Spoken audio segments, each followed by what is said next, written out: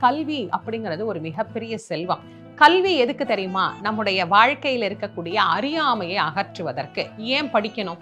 படிப்பு என்பது எதற்கு அப்படின்னு வள்ளுவர்கிட்ட கேட்டா, வள்ளுவர் ரொம்ப அழகா சொல்றார். தொட்டனைத்து ஊரும் மணற்கேணி மாந்தர்க்கு கட்டணைத்து ஊரும் அறிவு அப்படின்னு சொல்றார். நம்முடைய அறிவை மேலும் மேலும் வளர்த்து கொள்வதற்கு நமக்கு கல்வி என்பது அவசியமானது. குழந்தைங்களுக்கெல்லாம் நான் ஒரு விஷயத்த இந்த இடத்துல சொல்லிக்கணும் அப்படின்னு நான் ஆசைப்படுறேன். நீங்க எப்படி படிக்கிறீங்க அப்படிங்கிறது முக்கியம் இல்லை.